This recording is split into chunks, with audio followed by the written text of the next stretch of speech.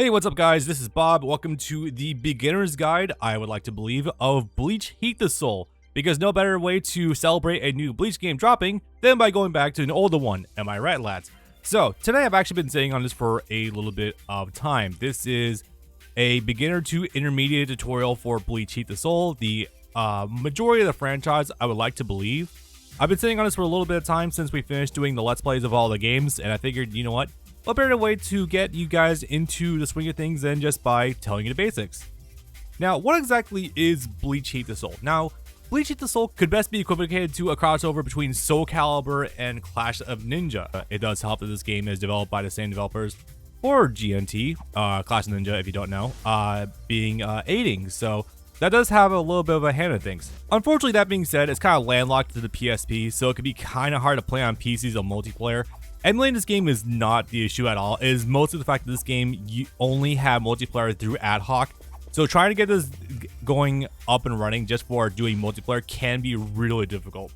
That being said, there are online lobbies to do so. I know they exist. I just don't know immediately how to do them, unfortunately. Now, this series had 7 entries between about 2005 and 2010. We'll mostly be looking at the intricacies for the 2010 iteration Bleach Heat the Soul 7 because it is the most modern version. Most people play this version when it comes to competitive, quote unquote, and it's just the most refined version of the series you're going to get. So it kind of makes the most sense to just tackle this one. Now, for reference, my friend and I have done Let's Plays of every Bleach Heat the Soul game, and I've done a lot of independent labbing myself. So I like to believe I'm coming at this with some authority of knowledge. But that being said, there is a language barrier for trying this game out. So as a result, I'm not completely knowledgeable in everything this game does, as you'll actually see throughout the course of this guide as well. There's 1 or 2 things I have not been able to lab or look up independently, so bear with me. I'm sure someone in the comments will be glad to elaborate. Now, with all that being said, let's go ahead and just take things from the ground up and just take you to about an intermediate level. So we're going to start with the actual just basics of the game. Now, much like Soul Calibur and the comparison I gave before, this game does feature 8-wave movement. You would not think about that because this is a PSP game, but yeah, if you hold up, you go down, you go down, and you can also go diagonally into the foreground and into the background as well as marching on your opponent's position. Now, for movement also, you're going to want to tap up in order to sidestep into the background and tap down in order to do a sidestep into the foreground.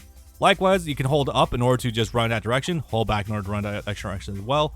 You can't run backwards, but you do have a pretty brisk pace walking back as well. The movement in this game is pretty sophisticated. You can actually be pretty creative with it.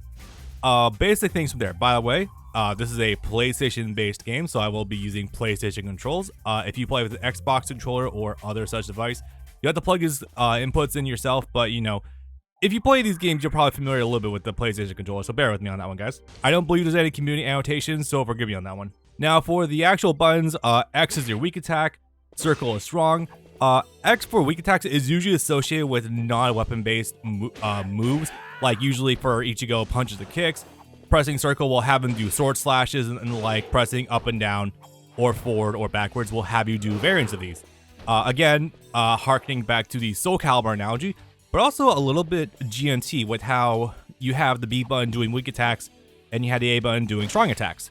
So again, the DNA crossover is very prevalent here. Now moving on from there, Square at a glance does charge your bar. You top up at 2 spirit gauges, but it doesn't just do that. If you look at Grimjaw here, poor bastard, whenever I let go of this, there is a small little shockwave release. Now, we'll get a little bit more into this later, but it has a little bit of a hitbox that's attached to it that you can do things out of.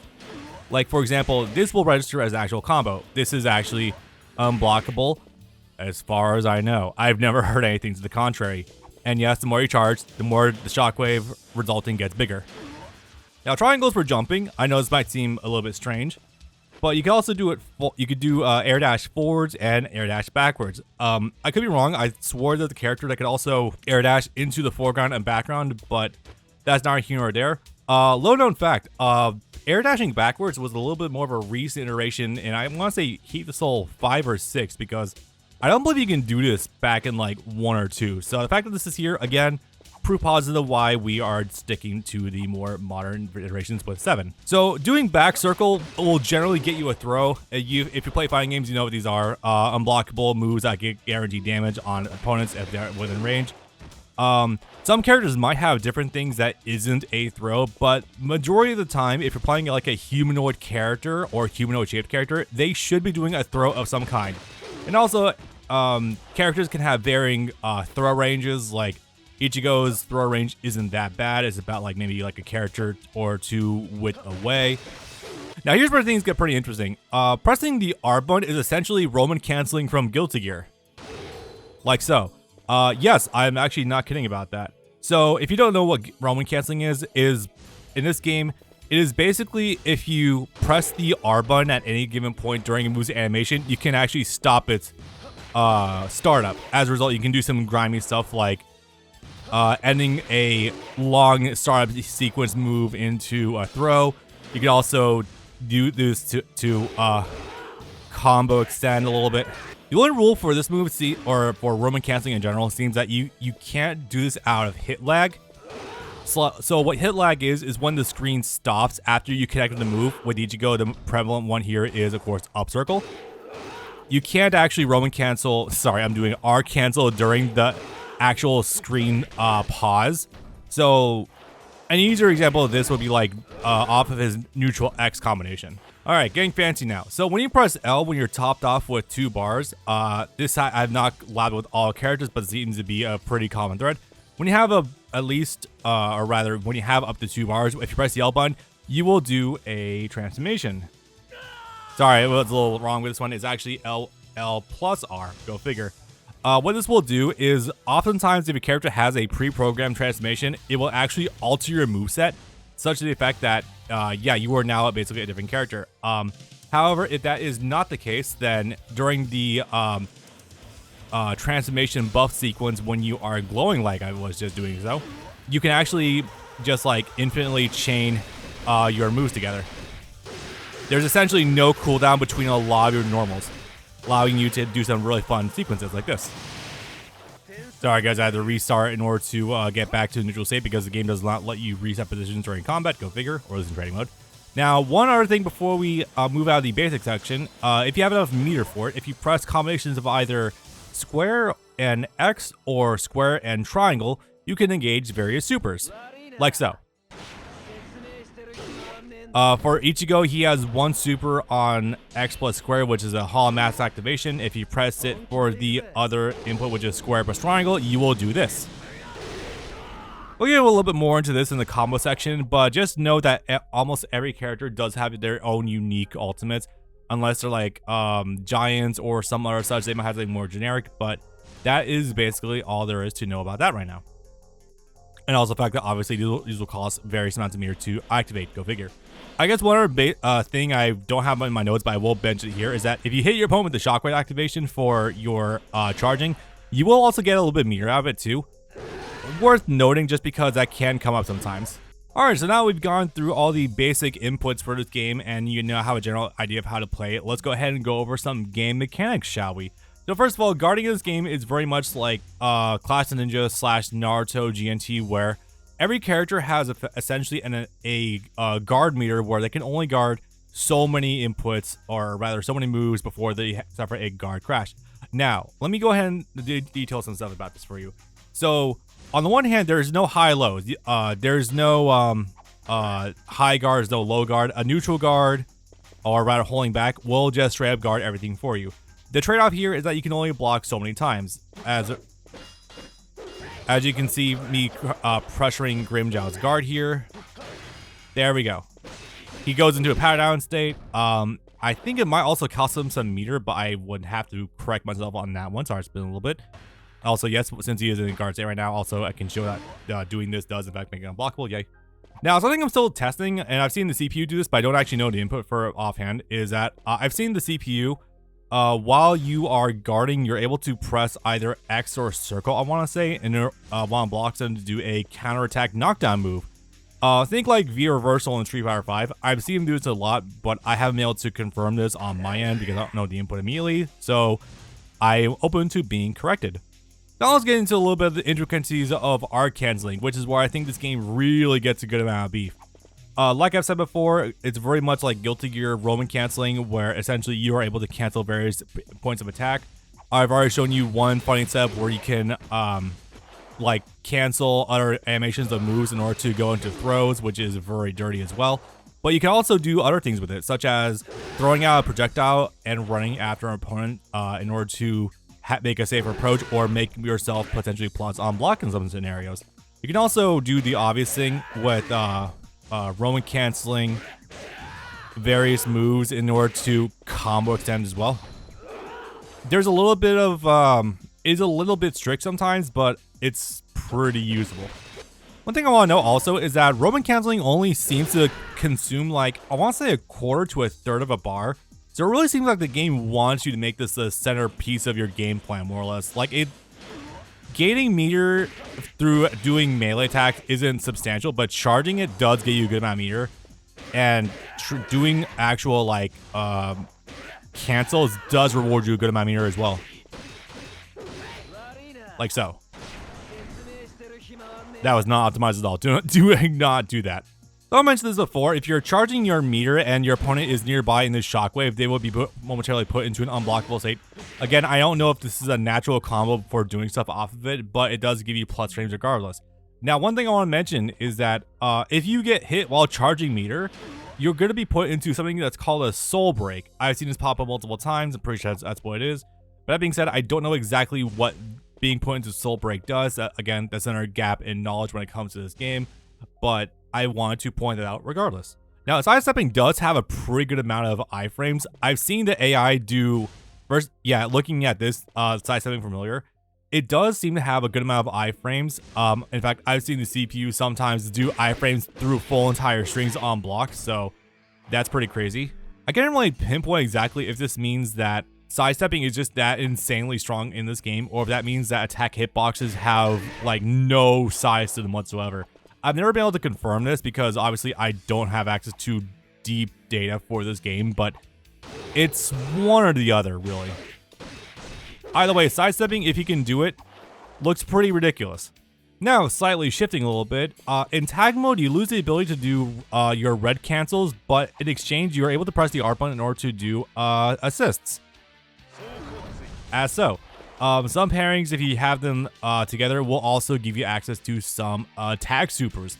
I'm not going to illustrate them here because that would take literally all night, but it is worth noting if you are curious and or you want to see some really cool supers.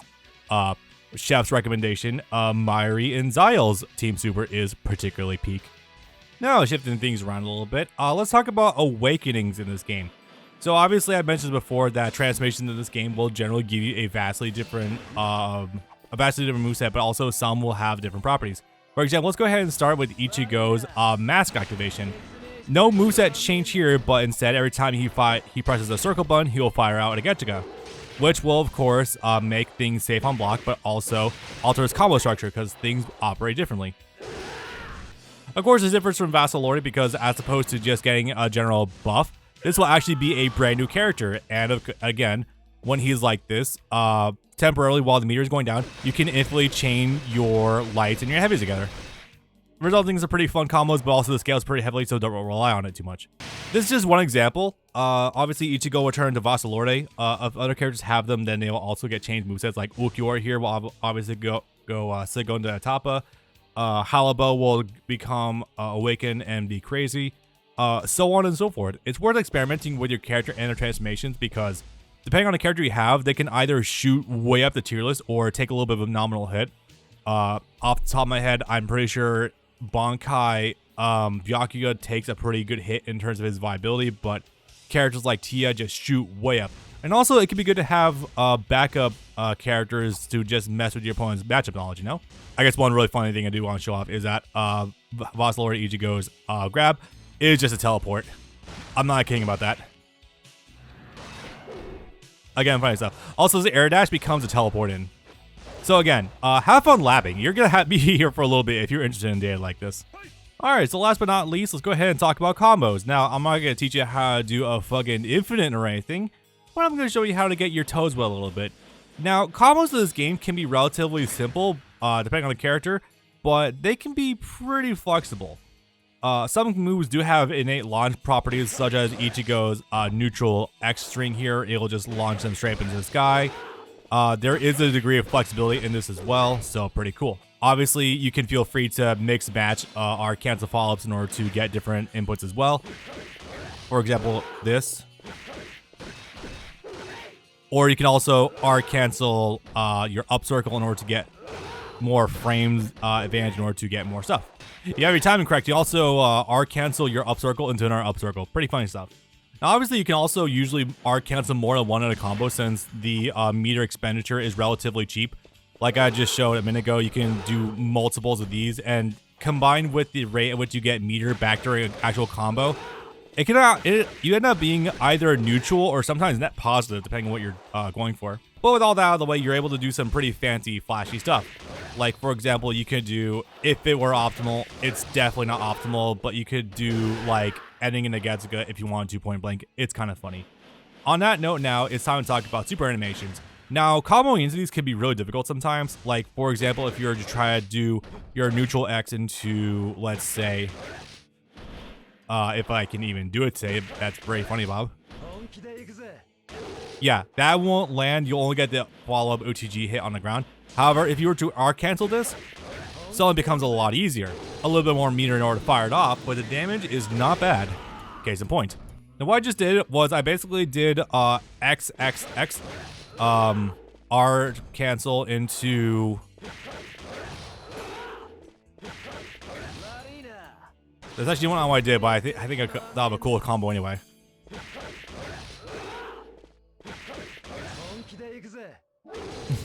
I definitely did not just spend like 2-3 minutes trying to land this combo, but yeah, that's just an example. You can do 2 R cancels in one combo into a super, and yeah, you're able to get some pretty decent damage off of it. Again, expensive, not really worth it usually, but that's just an example of what you're able to do. One more thing I want to mention also before we go too much further is that a lot of moves do hit OTG, meaning off the ground in this game.